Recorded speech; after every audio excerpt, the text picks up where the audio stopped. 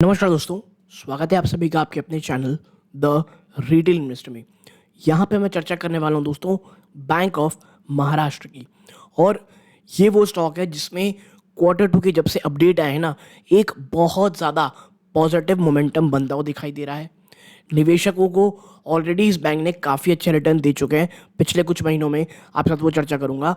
और आने वाले समय में क्यों इतनी ज़्यादा पॉजिटिव हाइप बनी हुई है और क्यों कहा यह जा रहा है कि Q2 से पहले, नंबर के पहले स्टॉक 50 रुपए को एटलीस्ट ज़रूर छू सकता है।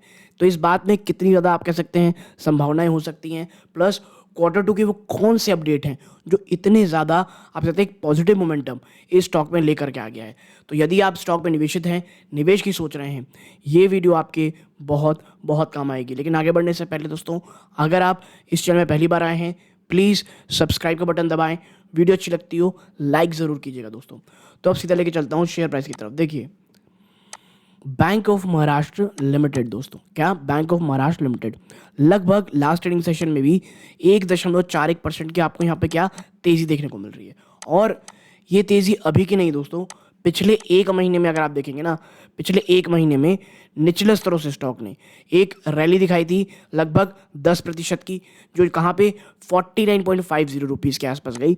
वहाँ से वापस से गिरावट आई और पिछले 6 महीने में स्टॉक ने 63%, जी हाँ, निचले स्तरों से स्टॉक ने जो एक समय 2700 में था वहाँ से 82% रिटर्न दिखा चुका है। और आप देखें तो 49 to 50 के आसपास स्टॉक ऑलरेडी एक बार आ चुका है दोस्तों। तो क्या वापस से 50 रुपये जाएगा? देखिए, एक चीज़ समझ लीजिए, अब ये जो लेवल दिख रहे हैं ना आपको, 1 सेकेंड मैं आपको दिखाता हूँ। ये जो लेवल आपको लगातार दिख रहे हैं कंपनी के लिए, ये वाले, ये जो लेवल है, कौन से दोस्तों? Between 45 to 50। ये अगर ये निचले स्तरों पे जाएगा या यहाँ से ऊपर जाएगा, दोनों ही बहुत टफ है तो करेंटली अभी दोस्तों, ठीक है। और खास करके मुझे तो ये लेवल जो 50 रुपीज़ है, इसे तोड़ करके ऊपर जाना अभी थोड़ा सा मुझे कठिन लगता है दोस्तों। हाँ, Q2 के नंबर्स अगर कुछ ज़्यादा ही बहुत ज़्यादा पॉजिटिव आ गए, क्योंकि देखिए, अगर 6 महीने में आप इतना भयंकर रिटर्न दे चुके होंगे लगभग 63% ज़्यादा का, यानी ऑलरेडी बहुत सारी पॉजिटिविटी आपने ऑलरेडी अपने अंदर समाहित कर ली है। और एक बड़ा पुश अगर यहाँ से और देखेंगे तो 50 रुपीज़ के आसपास एक humongous resistance bank of Maharashtra का इंतज़ार कर रहा होगा दोस्तों, ठीक है। और इतना ही नहीं, मैं अगर आपको ज़रा बताऊं बैंक ऑफ महाराष्ट्र के लेकर के दोस्तों, तो इसके जो Q2 के अपडेट्स आए उसने बाजार को बहुत ज़्यादा पॉजिटिव किया है, ठीक है। और देखिए, इन स्तरों पे तो कतई नहीं कहूँगा कि भैया खरीदारी कर लीजिए या कुछ भी कर लीजिए, इवन ट्रेड भी कर रहे हैं, बहुत बहुत सोच समझ के कीजिएगा, ठीक है। क्योंकि मैं हमेशा कहता हूँ, ये अब यहाँ पे आप देखेंगे तो थकता हुआ दिखाई दे रहा है।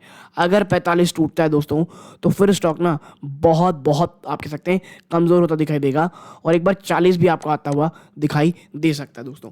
तुरंत नहीं आए, भले ही थोड़ा समय ले, लेकिन आ सकता है, ठीक है। और ऊपरी स्तरों से यहाँ से 50 to 52 को पार पाना मुझे थोड़ा टफ लगता है, ठीक है। लेकिन Q2 के अपडेट्स क्या थे जो इतनी पॉजिटिविटी बन गई? तो देखिए, यहाँ पे मैं आपको Q2 के नंबर्स दिखाता हूँ, आप देखें। जो एक रेगुलरली फाइलिंग में बैंक ऑफ महाराष्ट्र ने कहा है कि जो उसका डिपॉजिट है 22.7% बढ़ा है एक साल पहले, ईयर ऑन एगो, जो पहले 2.39 लाख करोड़ था सितंबर क्वार्टर में, ठीक है।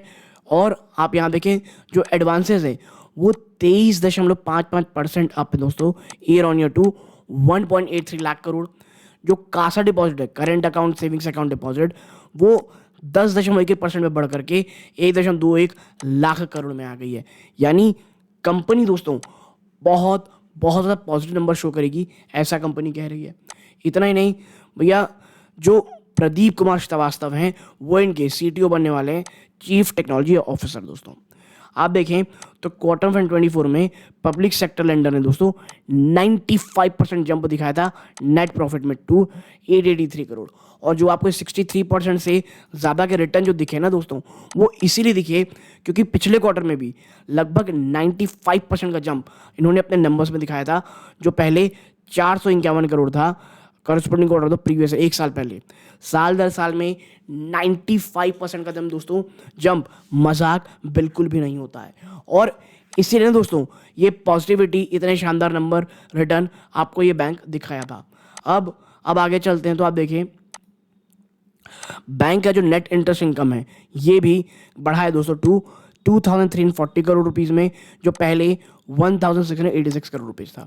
ठीक है, बात करें अप्रैल क्वार्टर फाइनेंशियल 24 की, तो जो नेट इंटरेस्ट मार्जिन दोस्तों वो 3.86 में आई है, जो एक साल पहले मात्र 3.28, यानी हर एक क्षेत्र में इवन नेट इंटरेस्ट मार्जिन भी आपकी बढ़ी है। और यही कारण है कि इतनी ज़्यादा पॉजिटिविटी देखने को मिल रही है। तो मैं आपसे बस यही कहूँगा, 50 के ऊपर जाना थोड़ा टफ है अगर नंबर कुछ बहुत ज़्यादा अच्छे जाते हैं, क्योंकि ऑलरेडी पिछले क्वार्टर में नंबर से सबको बहुत ज़्यादा चुकाया था और स्टॉक 27 से ऑलरेडी 50 के आसपास जा चुका है।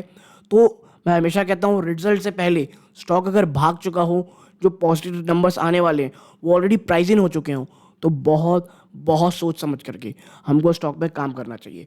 और एज अ रिटेल निवेशक मैं आपसे यही कहूँगा, प्लीज़ बहुत ज़्यादा समझें कि आने वाले समय में आपको इस स्टॉक को खरीदना है नहीं खरीदना है। सिर्फ बाजार में हाइप चल रही है, एक यूफोरिया बन गया है, आपको सिर्फ उस पर नहीं कूद जाना है दोस्तों। ठीक है, तो आप प्लीज़ बहुत ज़्यादा ड्यू डिलिजेंस लें कुछ भी स्टॉक में खरीदारी करने से पहले, और इस पूरे वीडियो को एजुकेशन पर्पज़ की तरह लें। तो आप यहाँ तक जुड़े रहे, इस बात का बहुत बहुत धन्यवाद। ये इस वीडियो का अंत है। जय हिंद।